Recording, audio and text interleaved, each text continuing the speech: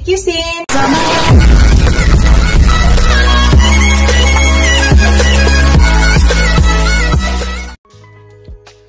Hello guys! Today's video guys, i-share ko lang sa inyo. Magluluto ako ng sinigang na bangos at saka hipon. Ipagsama ko guys yung bangos at hipon. Yan po yung part ng bangos guys, yung bili at saka ulo lang yung ating isigang. So part ng bili at saka ulo. So yan po yung aking hipon guys. Nalinis ko na po yung aking hipon, ginanyan ko, binutasan ko po yung gitna. Isisigang natin guys sa instant nga sampalok. Yan. Instant ka nga gamitin kasi wala akong makitang sampalok na fresh. So instant po yung gagamitin natin. So gagamit tayo ng ganito kalaki, 44 grams. Yan. 44 grams ang gagamitin nating pang sigang. So sinigang sa sampalok mix ang gagamitin natin. Tapos, ito po yung aking mga ingredients, guys. Yan, gagamit ako ng siling haba, sibuyas, yan, labanos, tapos kamatis. Ito po yung ilalagay kong panabaw, guys. Yan po yung ilalagay ko na sabaw. Pinaghugasan po yan ng bigas. Yan, pangalawang hugas ng bigas. So, ito po yung aking ilalagay na sabaw. So, ang ilalagay kong dahon guys ay bok choy. Ito po nahugasan ko na maigi, hindi ko na pinakita sa inyo. So, hinati ko siya kasi masyadong mahaba. So, bok choy ito guys. Yan. Ito lang po yung mga gulay na ilagay ko sa aking sinigang na bangos at hipon. Tara guys, start na po tayo sa pagluto. Pakita ko sa inyo guys. Hello guys, start na tayo. Ito na po yung aking paglulutuan. So, unang ginagawa ko guys, ilagay ko muna yung aking pinaghugasan ng bigas. So, estimate nyo lang guys, ano parami.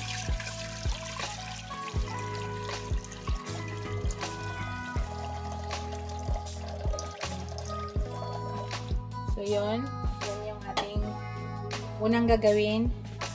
So, pakuluan ko muna siya guys. Then, ilagay natin yung ating kamatis at saka ating sibuyas. So, takpan muna natin guys. Tapos, hintayin po natin kumulo. Bago natin lagyan ng kamatis.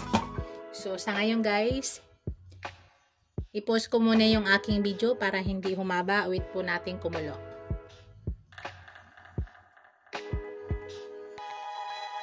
Yan guys, kumulo na guys.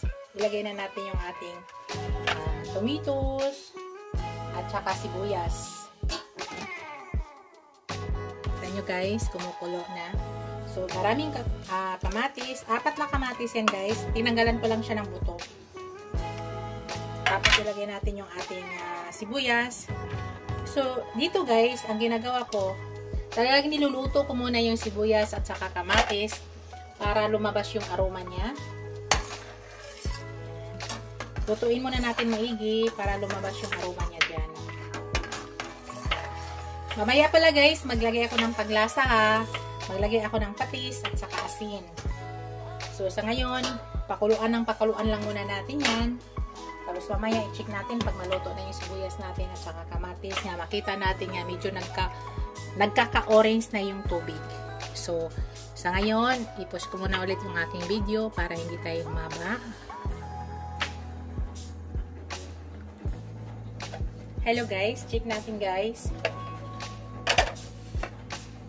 Para ilagay muna natin yung ating labanos.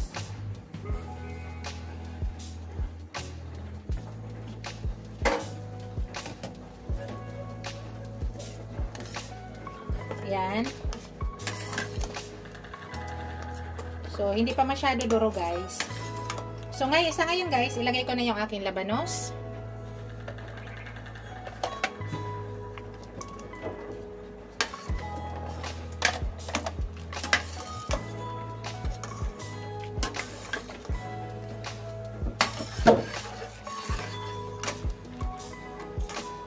Medyo lutuin muna natin guys.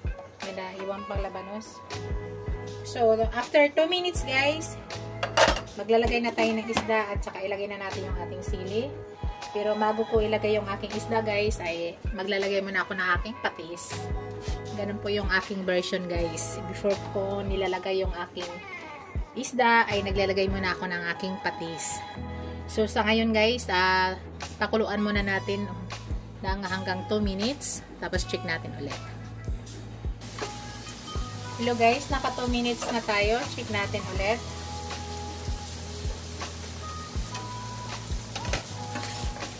Yan, durog na yung ating kamatis guys. Yan ang gusto ko guys. So ang ginagawa ko guys, dinudurog ko pa yan.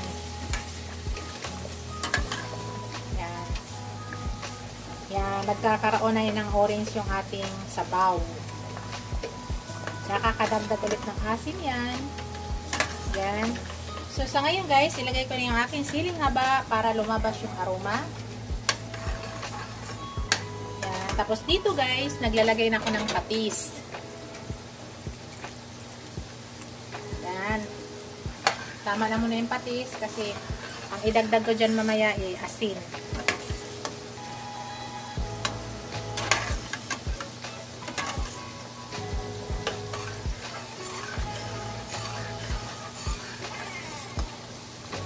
Tunawin muna natin yung patis bago natin ilagay yung ating fish. Ito guys, sa amin tama na yung tubig, tama na yung sabaw. Pero kung gusto nyo guys dagdagan, it's up to you guys kung gusto nyo dagdagan ha. Sa akin ay tama na po yan. So sa ngayon, ilalagay ko na yung aking fish. Ilalagay na natin yung ating fish guys.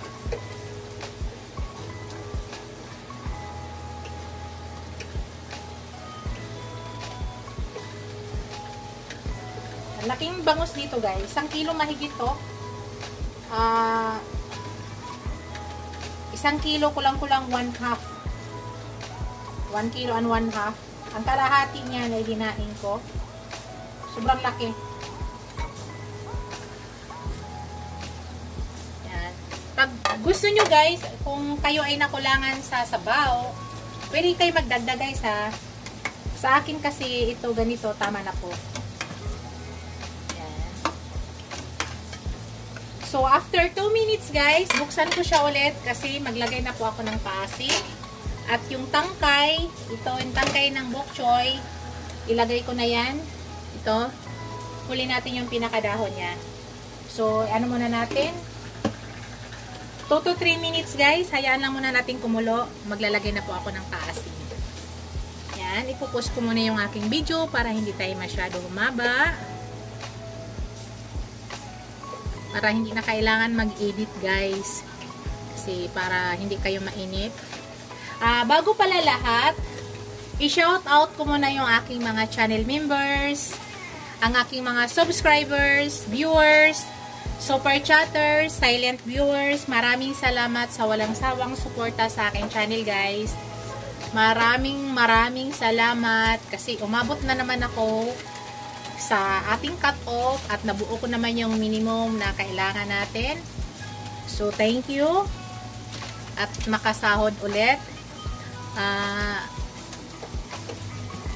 Shout out pala sa aking mga members lahat. Maraming salamat sa inyo guys. Hindi ko na kayo isa-isahin. Thank you. Don't skip ads guys. Thank you so much. Kasi pag ako po yung nanonood sa mga video nyo, pag alam ko kayo ay monetized channel na, hindi po ako nag-i-skip ng ads. Kasi po yun po yung tulong natin sa mga kapwa vlogger natin.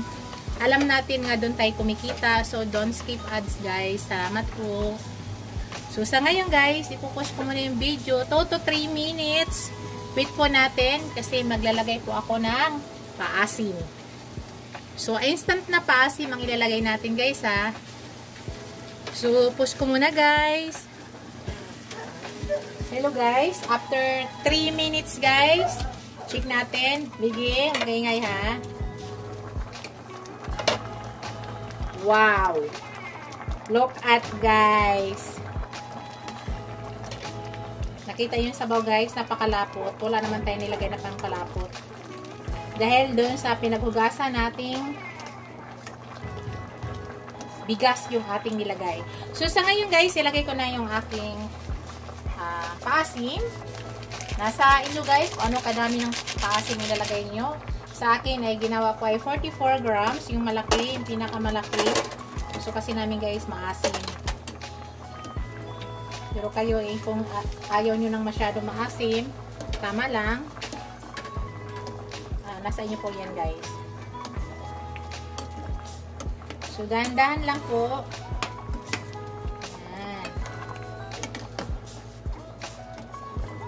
So ilagay ko na yung tangkay ng bok choy guys, kasi medyo matigas yan. Ihuli na natin yung dahon. Tapos titikman natin bago tayo maglagay ng asin. Ang mga tangkay lang muna ilalagay natin dyan. Kasi medyo matigas yan.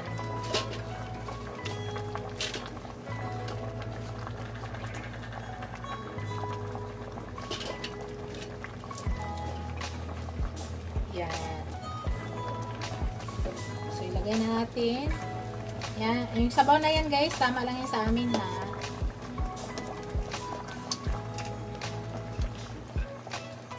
So, tikman ko muna guys, kasi malapit na po tayo matapos sa ating pagluto. Tikman natin. Tikman time na guys.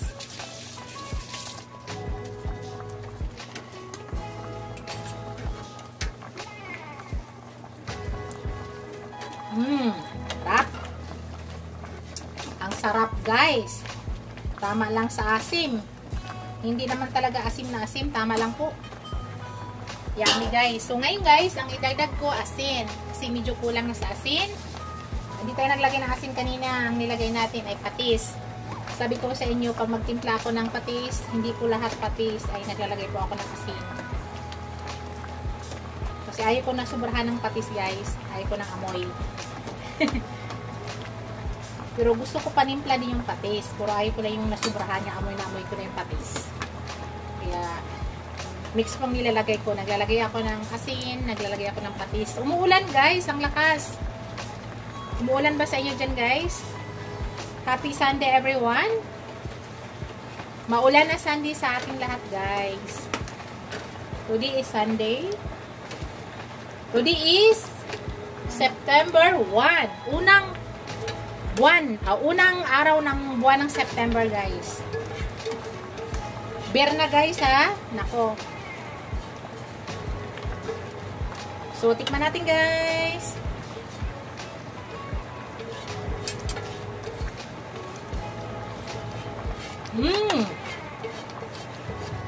Tama na sa lasa guys.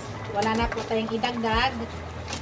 So, yan. Okay, enough na. So, ilagay na natin yung ating dahon guys. Dahon ng bok choy. Diyan sa paglalagay guys, ay hindi ko po yan tinatagalan ha. Kasi gusto ko dito ay hindi siya overcook ang dahon.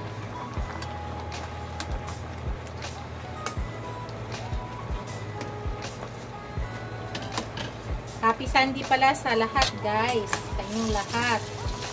Maulan na Sunday ko. Ayan. So, yan na po. Yan na po yung ating sinigang na bangus at hipon. Yan. Patayin ko na yan guys.